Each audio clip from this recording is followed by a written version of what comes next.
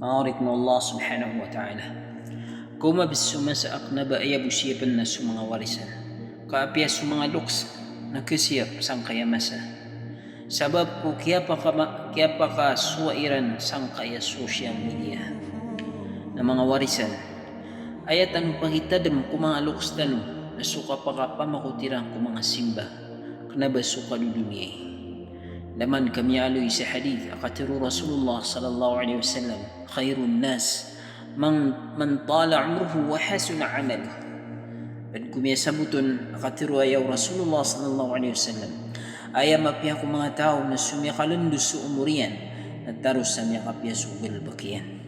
Maana kapanggunaan so kaya pakalendo umurian si kudi kanggal baka kung mga ikaswato Allah subhanahu wa ta'ala mga simba.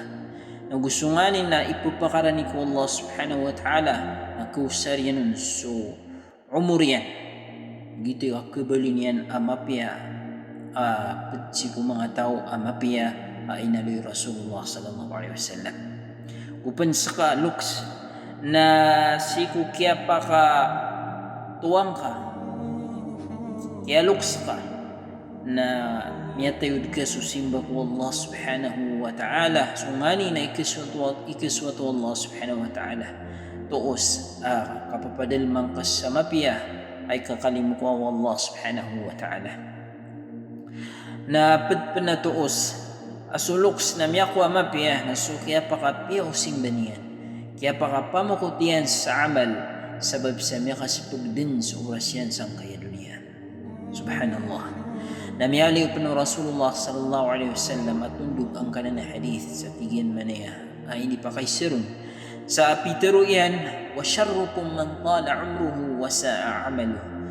Subhanallah sa tigman ni Rasulullah sallallahu alaihi wasallam ay maratar kanumambu na sumyakalan dumambu sa umurian na badin niya karatas subal bakyan.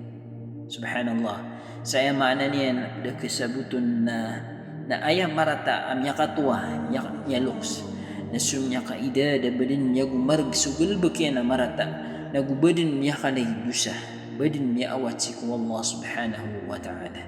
A'udhu billahi min dhalik. Subhanallah sa inang kaini raktanu sang kaya mambubutad tanu sang kaya masa. Subhanallah siyapan tanu Allah ilas tanun wallah emalan asumang aluks tanu tawfiqan siran wallahu subhanahu wa ta'ala.